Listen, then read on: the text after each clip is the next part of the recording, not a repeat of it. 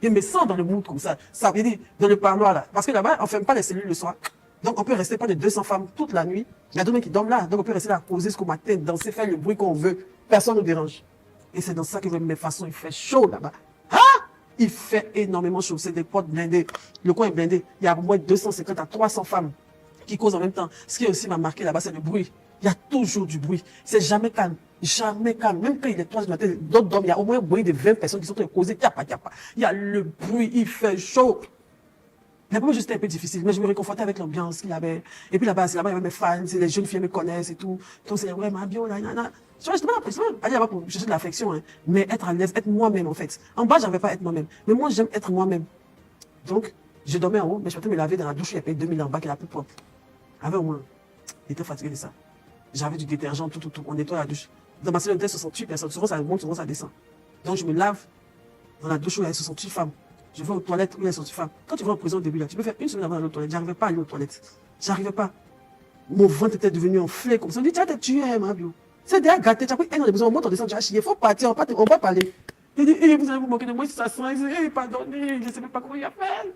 On dit, ah, c'est comme ça au début pour tout le monde. Après, tu vas t'habituer. Pour jamais imaginer qu'elle va m'adapter. Il y a un petit rideau comme ça, bien sale. Mais c'est ça seulement qui te ferme avec le reste des 67 personnes qui sont en face de toi. Tu fermes ça, mais on voit même le haut, même comme ça, on voit tes seins, tout ça. Donc tout le monde me regarde, c'est qu'elle fait de la chirurgie, donc tout le monde veut me voir mon corps et tout ça. J'ai honte, tu t'habilles au milieu de tout le monde. Au début, c'était trop difficile. Trop difficile. Donc je suis là maintenant dans la prison. Le matin, je suis là. Et puis, je vois qu'il y a beaucoup de personnes qui n'arrivent pas à manger. Et j'ai vu que je pouvais faire livrer des trucs. Donc, une fois par semaine, je peux faire venir du pain, comme 100 baguettes, 50 baguettes.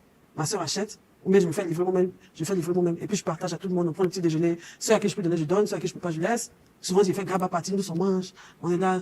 Donc, je deviens un peu à peu, la mère même. C'est qu'il y a déjà une chef de chambre qui est là, mais je deviens la mère maintenant de la cellule. Maintenant, notre cellule là, c'est la seule cellule où il n'y a aucun respect, il n'y a aucune loi. Les autres cellules là, c'est dressé comme ça.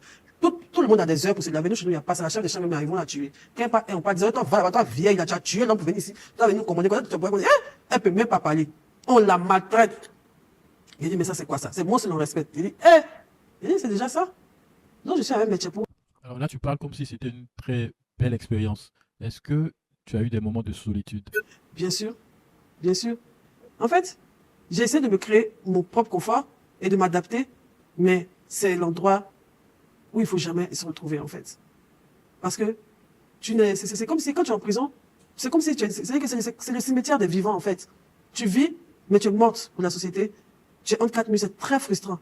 Et puis, on a le droit de sortir le matin à partir de 8 heures, et à partir de 15 heures, on est obligé d'être dans des cellules de 15 heures jusqu'au lendemain à 8 heures.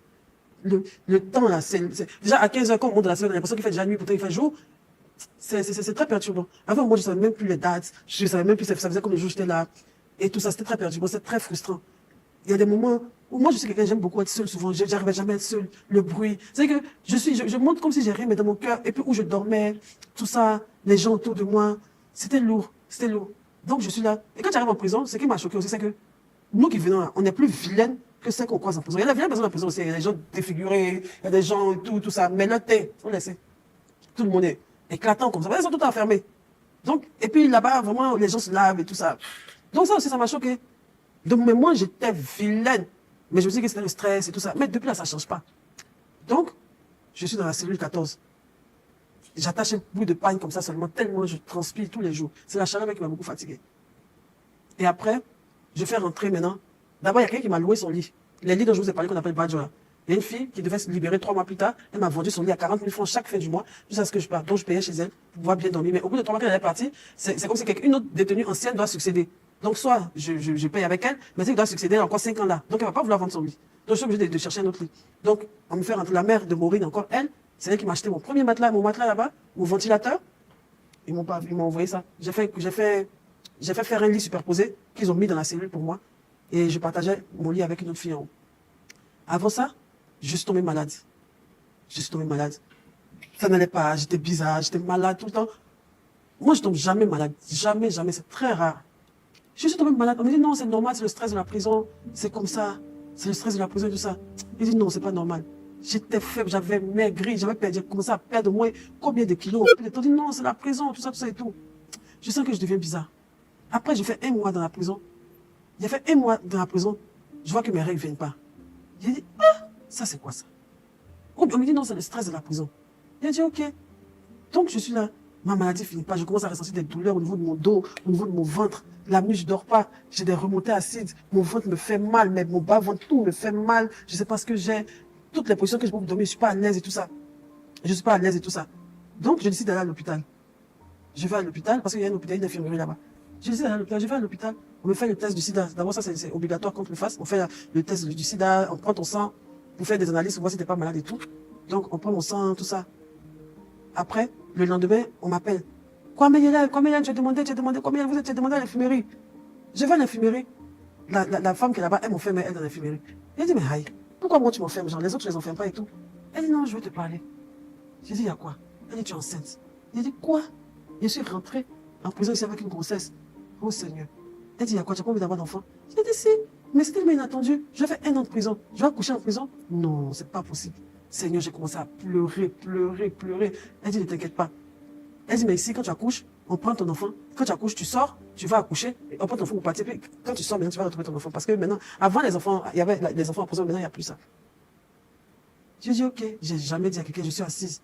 Je n'arrive plus à dormir, je stresse. Mais en même temps, j'ai mal, je comprends pas. Moi, j'ai déjà fait des enfants. La même nuit qu'on m'a dit, j'ai pas dormi. J'ai regardé, que je me suis couché sur le dos comme ça. Et j'ai commencé à penser à tout. Il a dit, moi, il fait bibi là, ça c'est gâté. Il pense à tout ça, il fait bibi là, ça c'est gâté. Donc, il y a sorti des poussières gros ventre. Et les ouvriers vont dire quoi, oh, Seigneur Jésus. Mais la personne qui m'a là, ah, je lui dis ça comment? Je pense à plein de choses, je peux pas être enceinte ici. Mais qu'est-ce qui m'arrive? Je sais que mon business se gâte. Je vais en prison. J'arrive en prison qu'on m'annonce que je suis enceinte. Qu'est-ce que Dieu veut me montrer là? Et il m'a donné le bonheur de l'intense. Un mois après, je suis tombé enceinte. Quand je suis dans le malheur encore, je suis tombé enceinte, je ne comprends pas. Donc après, j'ai accepté mon sang. Je dis, bon, de toute façon, qu'est-ce que je peux bien faire? Je suis enceinte. Je ne l'ai jamais dit. Et là, une nuit, je suis couché. J'ai une tort de douleur, je n'arrive pas à dormir, je transfère de bouffées de chaleur. Les gens parlent autour de moi, ils causent, je ne peux pas leur dire que j'ai mal, je suis là, je suis mal employé. Et quand il y a un malade la nuit, vu que les gardes nous laissent pour aller, parce que c'est un village, elles ont une maison, elles ont des restent pendant une semaine, après moi je suis à la maison, en fait, elles font des permanences. Et quand il y a un malade, les détenus tapent les portes, les grilles, on tape les portes, les trucs, pour dire qu'il y a un malade, ça résonne fort dans toute la prison, elles se réveillent, elles viennent. Donc quand il y a un malade, on tape malade, au secours, malade, au secours. Elle peut prendre facilement 30 minutes avant d'arriver. Donc je me tordais des douleurs comme ça et je ne vais pas montrer. Il y a quelqu'un qui a vu que j'étais bizarre. Elle tapait, malade, venez, au secours, malade. Elle ne vient pas, malade. Non. Donc après, moi, je viens me lever pour essayer. Je voulais aller faire pipi, je ne sais pas quoi. Je viens me lever pour me rapprocher de la porte. Au cas où le truc, quand je me lève comme ça, je commence à saigner. Ça vient abondamment comme ça. Je saigne à grosses gouttes. Je n'arrive pas à me retenir. Je salis le lit des gens, je salis les draps des gens. Partout où je passe, je laisse des traînées de sang derrière moi. Jusqu'à ce que je vais dans la douche.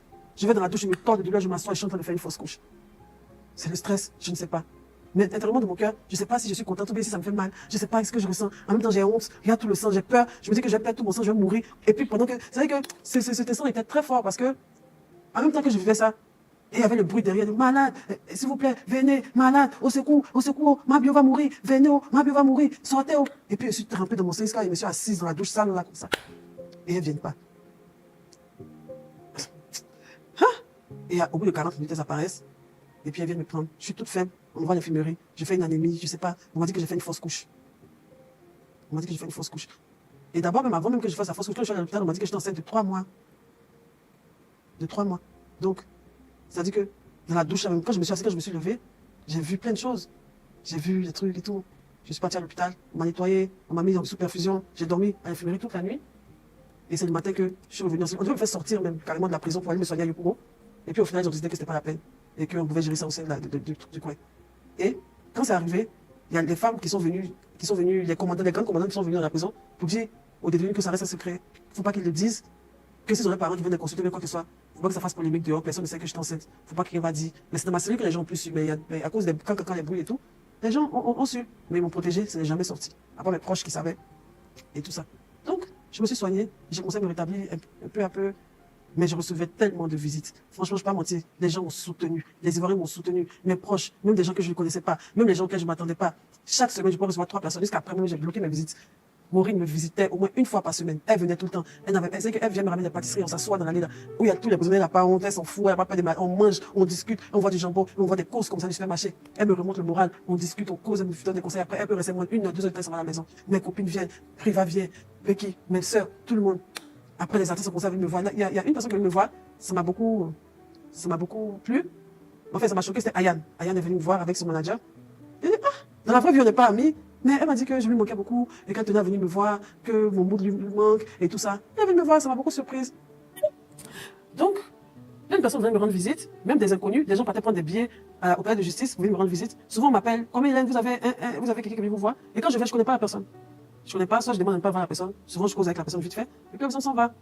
Et parmi mes visites, j'ai reçu, comme je dis, j'ai reçu Ayane, la Willy Dunbo qui est venu me voir, ça m'a particulièrement touché parce que il était très touché parce qu'il m'est arrivé. Et quand il est venu, il a offert des sacs de riz de 5 kilos à toutes les femmes de ma cellule. Pour 68 femmes et du savon, Dieu pour la lessive, tout ça. Il a duré avec moi, il a fait près de 2 heures de temps avec moi. Il m'a donné beaucoup de conseils quant à ma sortie, à tout ce que j'ai pu vivre. Il m'a remonté le moral, c'est quelqu'un qui croit en moi vraiment beaucoup et ça m'a vraiment touché. Kérosène qui m'a envoyé de l'argent. Plein de personnes m'ont envoyé de l'argent. Aboudia, le peintre, que je remercie aussi beaucoup pour son geste, qui m'a envoyé de l'argent. Yves Dero, elle a pris soin de mes enfants. Vraiment, elle, c'est mes enfants qui me font son argent. Elle, à chaque fois, elle envoie de l'argent à Marie-Kérène et tout ça. Le fait n'est pas forcément de venir me voir, mais de prendre de mes nouvelles. Les gens m'envoient de l'argent. Et franchement, ça m'a touché. Il y a des gens de TikTok, mes petits frères TikTok qui venaient, comme les Carré Gablé, même MH, comment ils s'appellent, des danseurs, ceux qui dansent sur TikTok. Donc, petit à petit, comme ça, les jours passent. Les jours passent et on arrive aux fêtes de fin d'année. Moi, pour moi, j'ai cru que j'allais pouvoir sortir vers la fin des fêtes d'année parce que les gens me mettaient en confiance, me disent non, t'inquiète pas. C'est une décision qu'ils ont prise comme ça. Avant décembre, tu vas fêter avec tes enfants. Je suis sûr que tu vas fêter avec tes enfants. Et on arrive aux fêtes de fin d'année. Il y a d'abord le 24 décembre. Donc, le 24 décembre, la prison. Et là-bas, il faut savoir que les femmes, elles se font très belles. Déjà, on va à l'église le dimanche. Les autres vont à la mosquée le vendredi. Donc, on va le dimanche pour une messe, pour la messe de trucs et tout. On va à l'église. Et après, on revient. Mais non, pas à l'église la nuit, parce que tout est fermé. Donc, on va la journée. Et après, on revient. Grosse pensée pour les enfants. Et là aussi, beaucoup de personnes m'ont aidé. Des gens ont fait des cadeaux à mes enfants. Notamment la grosse maman Pomelo sur TikTok, qui a fait un beau cadeau à ma fille. Même Scotty m'a envoyé cadeau à ma fille. Il paraît qu'il s'est fait racheter comme ça. Il a envoyé 10 boîtes, tablette, une poupée. Il a pris ça pour à ma fille. Je lui ai dit merci pour ça. En tout cas, merci pour son geste. Même si je lui en veux encore aujourd'hui. Et Videro, plein de personnes, ils ont fait plein de cadeaux à ma fille. Elle a eu des cadeaux de partout. Et ça m'a fait plaisir. Moi aussi, de mon côté, j'ai acheté des cadeaux. Estrator a acheté des cadeaux pour mes enfants. Je pense même que Zagua aussi, ils m'ont tous donné de l'argent. Ils m'ont tous envoyé de l'argent pour donner à mes enfants. Et le 31, par contre, c'était très dur. C'était très dur parce que le 31 en prison, jusqu'à dire le premier, je ne m'attendais pas à ça, hein, mais toute la prison pleure. Les femmes pleurent. C'est vraiment, c'est déconcertant. Parce que c'est comme si tu entends 400 personnes ou 300 parmi elles qui coulent des larmes, qui crient leur douleur, qui crient, qui pleurent, qui se demandent quand mon jugement, quand une année passée en prison. Eh Seigneur Jésus, mes enfants, délivre-moi. Nanana, ça fait pitié. Tu vois les femmes prier, elles prient, elles se couchent par terre, elles se roulent, elles pleurent. Moi je suis assis sur mon lit, je regarde tout comme ça. Je pleure pas. Mais dans mon cœur, j'ai mal. Je me dis, qu'est-ce que je fais ici? Pour tuer même là. À partir de 1h, on coupe le courrier à 5h, le 31 décembre, le 1er janvier. Il fait chaud. Ah Seigneur Jésus, là j'ai souffert là. Je transpire à grosse goutte. Il fait noir. Donc je me suis mise toute nue dans le noir. Personne ne me voit même pas se voir, même tellement c'est noir. Je me suis mise nue, assise sur mon lit comme ça. Et puis dans ma sueur, là, je peux pas, il pleure dans mon cœur. Je pleure. C'est-à-dire que, tu n'entends pas ma voix, hein, mais je pleure, j'ai mal au cœur. Je dis, ah, pendant que les gens sont des fêtes, tu sais, regarde dans quoi je suis. Et qui m'a envoyé des moyens là, des gens là-haut. Aïe, ouais. Je regrette. Je pense à mes enfants. Je dis, mais dans quoi je me suis mise en fait? J'ai pas pensé aux petites filles là, hein. Et puis la prison était sale, parce que les gens dansaient l'eau, versaient ici, c'est la débandade, les gens pleurent, les gens crient, il fait chaud, non, vraiment. Ah. Faites les choses bien, faites tout pour pas arriver en prison, c'est un enfer. Moi j'ai eu de la chance parce que j'ai eu de la chance des personnes qui m'ont aidé, mais il y a des gens qui n'avaient rien à manger le soir du 31 en prison, qui ont mangé les restes des gens, qui étaient obligés le soir de faire toute la corvée de la prison, de toutes les saletés que les gens ont fait parce qu'ils ont besoin d'avoir 500 000 francs pour manger, essuyer la merde des gens. C'est difficile, hein. C'est très difficile. Et après le lendemain, on s'est toutes bien habillées, on s'est sapées, on s'est coiffées entre nous, on s'est maquillées. Pour ceux qui vont à l'église, on allait remercier Dieu. Pour ceux qui vont pas, ils sont restés. Et on a fait, j'ai acheté des cartons de poissons carpe là. On a acheté au moins 4. C'était beaucoup, hein, ça faisait beaucoup de poissons comme ça. Et j'ai une fille là-bas qui fait à manger pour moi, qui cuisine pour moi. Je la paye par semaine, je pense 20 000 francs par semaine. Elle prépare pour moi. Donc elle a fait braiser le poisson, on a fait venir à checker tout ce qu'ils pouvaient manger. J'ai encore acheté des codis pour partager à plein de personnes. Et tout ça. Quand j'ai acheté des cigarettes pour partager, j'ai acheté 2 paquets de cigarettes. J'avais fait livrer aussi des pizzas. Donc tout le monde, les gens étaient vraiment, ils étaient heureux, mais bon. On est heureux que chez soi, hein. C'était vraiment très difficile. Je suis en train d'éditer un livre, et ce livre-là, quand il va sortir, 10% de ce que je vais gagner sur ce livre, je vais le reverser aux femmes. Je sais pas, étant là-bas, c'est comme si j'ai l'impression que j'ai une mission, j'ai l'impression que je dois les aider. Je sais pas, mais en tout cas, je vais pas parler pour parler, mais je vais beaucoup faire pour les femmes de la prison, parce que je sais ce que j'ai vu là-bas. Il y a certaines qui se sont confiées. Beaucoup sont confiées, et ça, elles se confient à moi, mais exactement, elles me donnaient la force, parce que quand je voyais ce que moi j'avais fait pour être là, et le fait que j'ai vu un an énorme, mais il y a plein de femmes qui ont 20 ans de prison. Elles sont là-bas pour des faits. Les femmes même qui m'ont beaucoup touché, ce sont des femmes battues. Les femmes battues, c'est-à-dire, leur mari les battait à 100 et tout ça. Et la seule fois où elles ont voulu se défendre et que ça tournait au vinaigre, ça tournait au drame, pour certaines ça tourne au drame, leur mari est mort sur leur légitime défense et tout. Et elles sont condamnées à faire 20 ans de prison. Il y en a qui sont sciemment, qui ont fait le truc, hein. Mais Il y a des femmes qui font vraiment pitié, vraiment, vraiment, vraiment pitié. Il y a une jeune fille qui a 24 ans comme ça, qui m'a expliqué son histoire, ça m'a vraiment touché. Elle est là pour braquage à main armée. Mais quand elle m'explique comment elle s'est retrouvée dans tout ça, elle a pris 20 ans de prison. Elles sont très, très fortes, ces femmes-là. Tu la vois, c'est comme s'il n'y a rien, comme si elle est à la maison, elle se lève le matin, elle est au calme. C'est rare même de les voir pleurer comme ça. Ou bien, tu peux voir souvent des personnes tristes. Hein. Mais tu marches dans les allées, tu entends des sanglots, tu vas voir, c'est une petite fille comme ça, elle est servante, elle a volé, lui on donné 2 ans de prison. On lui donne 2 ans de prison. Et c'est là-bas, j'ai vu que même les mendiants, on les met en prison. On met les femmes, quand les filles qui s'arrêtent au bord de la route pour se prostituer, là, on les met en prison. Elles en font une semaine de prison.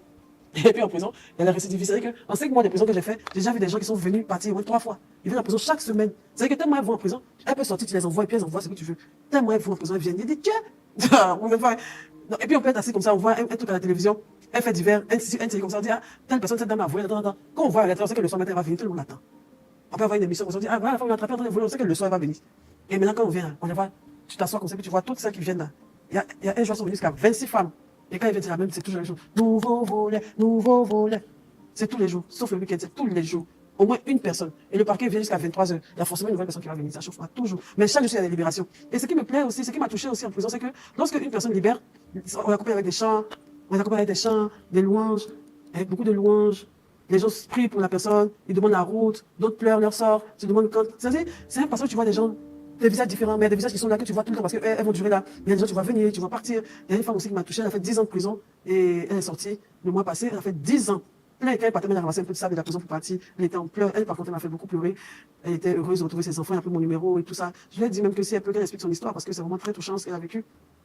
Il y a des mineurs là-bas, il y a des enfants. Il y a des enfants de moins de 14 ans. Il y a des enfants de 18 ans, 17 ans. Et il y a un jour aussi qui m'a aussi choqué. Les jours, même chose, nouveau volet. Et quand les femmes rentrent, moi, généralement, je me cache. Parce que je sais qu'elles veulent me voir. Parce qu'il y a d'autres qui viennent en prison, au lieu de chercher où elles vont dormir, elles cherchent ma bio. On dit, ah, ma bio en prison, c'est où ça dormir, c'est où son lieu, la voyez, la saluer. Et toi, tu disais, bon, tu as dormi, c'est moi, tu veux voir. Et puis quand elle me voit, il fait tellement chaud, de tous ces contactés ici en pagne, ici, attaché pagne sur mes attache pagne comme au village, comme ça, sur mon cou, comme ça. Et tout, avec un petit bonnet sur la tête, comme ça, que je mets, pour éviter les poux et trop de chaleur. Donc je me mets ça comme ça. Elle me regarde, c'est ma bio qui est là. Maman, c'est ma bio en prison, c'est que moi, c'est qui me va en prison. Ouais, m'en fous. Je dis, ah, toi, tu es bête, hein. Et tout ça. Et puis, si tu vois pas quelqu'un, c'est-à-dire que tu as perdu quelqu'un de vue, une personne a dit qu'il a voyagé là, à 40% de personnes en prison. Les personnes que j'ai vues en prison, j'ai vu trop de connaissances. Mes propres copines, que je vois plus il y a longtemps, elles sont assises en prison là-bas, et quand elles sont commerçantes là-bas. J'ai vu des jeunes que je connais depuis le Maroc qui sont tassés en prison. J'ai vu les gens de TikTok, Facebook, qui vont là-bas pour les trucs de PSCC là. Ils sont remplis là-bas, ils font 1 semaine, 2 semaines, ils sortent, et puis ils viennent continuer leur blog comme si de rien n'était. Ils viennent encore sur les réseaux, faire des posts comme si de rien n'était. Ils étaient en prison beaucoup. C'est pour moi qui est venu sur les réseaux sociaux. Sinon, il y a des gens de ouf, et il y a des gens très très riches en prison, hein. Les gens très très riches en prison. Mais en tout cas, je ne dis pas que je vous dis pas que la prison est tellement belle et tout ça et tout, mais c'est un peu mon expérience. J'ai tellement de choses à dire, je peux pas tout vous expliquer. Là, j'aurai le temps de vous expliquer plus tard, peut-être dans un autre épisode, peut-être dans un live TikTok, à pour m'en parler. Mais en tout cas, c'est vraiment pas facile.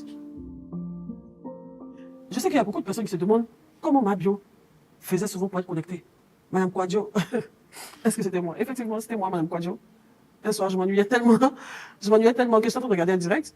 Et j'ai l'impression que le sujet direct, les gens qui faisaient le direct ne me disaient pas le sujet, et ils se perdaient, et tout ça, ils rédisaient la même chose. Donc je voulais la situer un peu ici, mon téléphone. Il n'y a pas beaucoup de temps. Je me suis dit qu'elle allait changer ma voix, et les gens n'allaient pas me reconnaître. Mais quand on s'appelle, on dit ma bio, dans les commentaires, c'est pas ma bio, c'est ma bio. Je me rappelle que j'ai ma voix. Attends, on dit ma voix est unique, partout, il n'y a pas, on sait que c'est moi. C'était ça. Mais comment j'ai eu un téléphone? Ah, c'est pas facile. En tout cas, à la prison, il y a toutes sortes de micmacs qui s'y passent là-bas. Mais, faut pas que je montre, il y a certaines personnes qui ont des téléphones, c'est souvent les anciennes. Je sais pas comment il faut pour avoir des téléphones, mais j'ai eu la chance de tomber sur une dame qui a fait 5 ans de prison, qui avait un petit téléphone Android à elle, avec lequel elle parlait avec ses enfants. C'est sur ce téléphone avec lequel j'ai regardé le direct de Makoso Camille, qui était extrêmement méchant avec moi. À cause de lui, on a failli me convoyer dans une prison. Et tout ça, à cause de son direct, les gens, ils sont venus me réveiller à 2 heures du matin, des gardes, même des hommes, pour venir me demander de me donner mon téléphone à une nana. On m'a couvert la tête, on était prêt à m'envoyer, à me convoyer dans une prison à l'intérieur du pays. J'ai demandé pardon pour mes enfants. J'ai demandé pardon et tout ça. Mais ça, moi, je vais jamais lui pardonner ça. À lui et tous ceux qui ont fait partie de ce live, je ne vais jamais vous pardonner ça. Vous m'avez fait beaucoup de mal avec ce live-là, je ne vais jamais vous pardonner ça.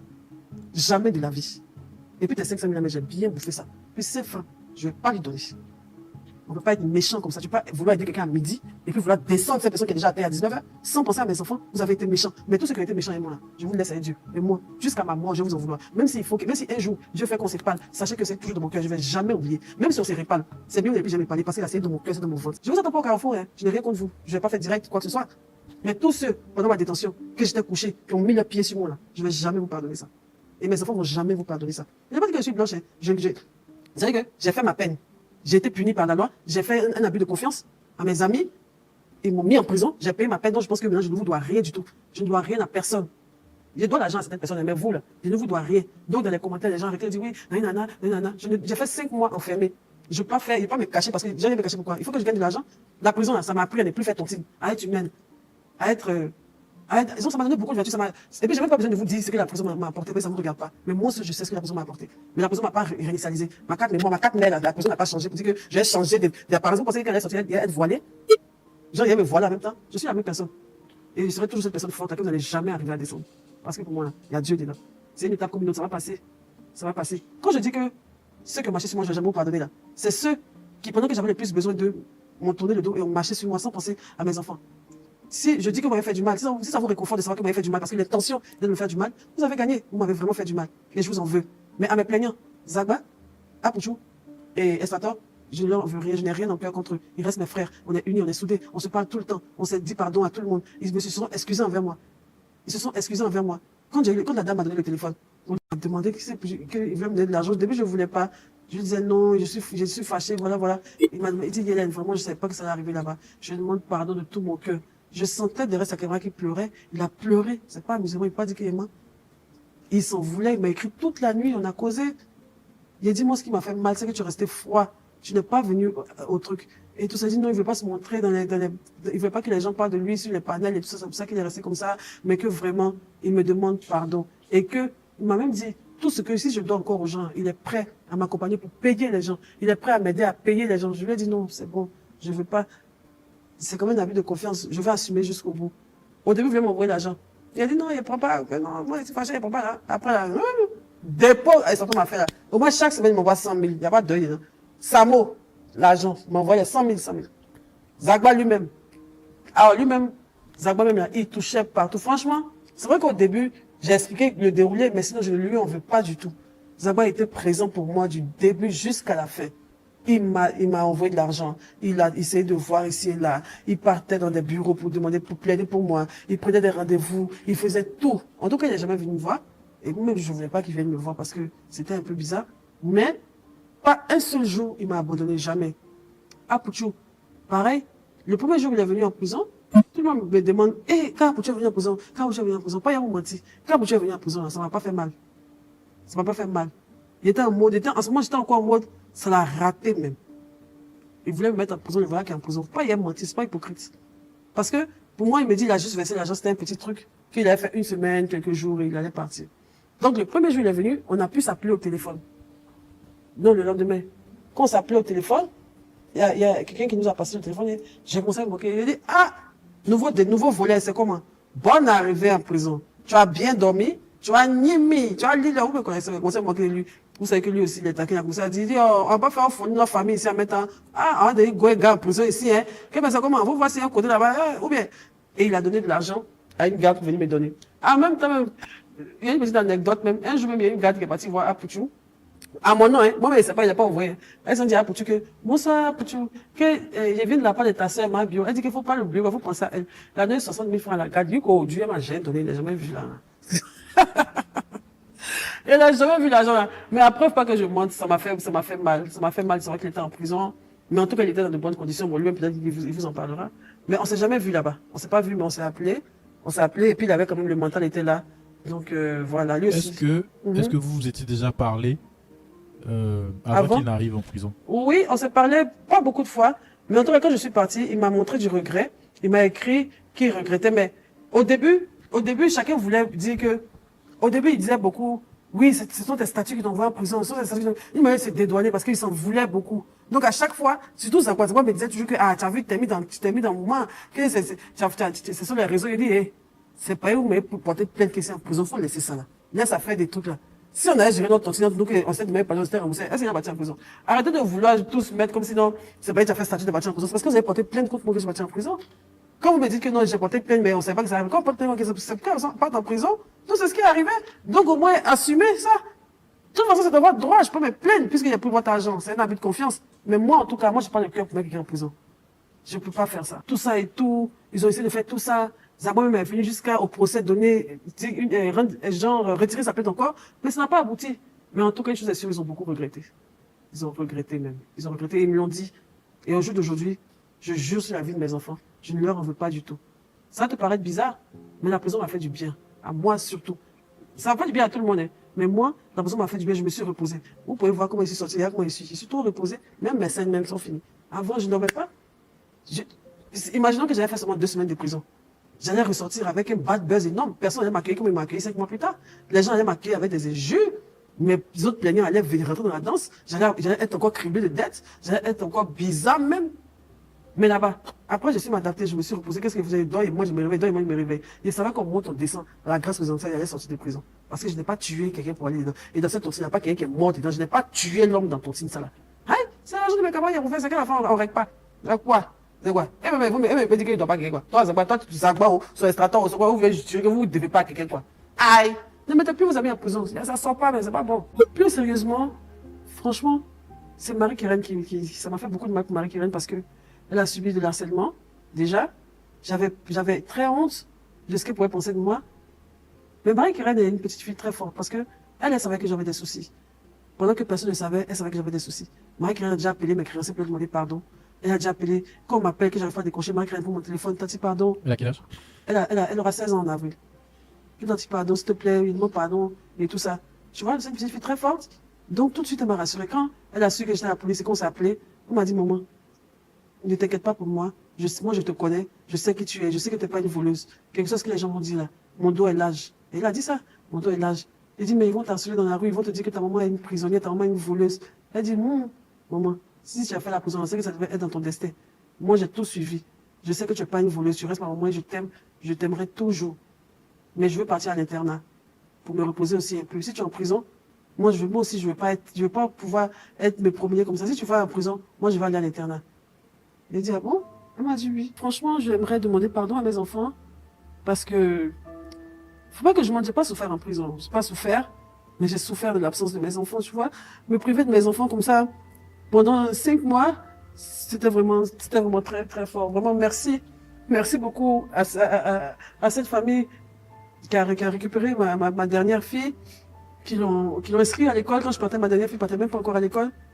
Je suis sortie, elle va à l'école, elle parle, elle est propre sur elle, elle est bien éduquée, elle porte plus de couches. Vraiment, merci beaucoup. Merci à tous ceux qui m'ont soutenu. Merci à tous ceux qui m'ont soutenu. Même si il y a des noms que j'ai pas cités ici. Vraiment, merci pour tout ce que vous avez fait. C'était vraiment pas facile pour moi, pour mes enfants. À mes enfants, je vous demande pardon. Je vous demande vraiment pardon. Et plus jamais je serai séparée de vous. Plus jamais.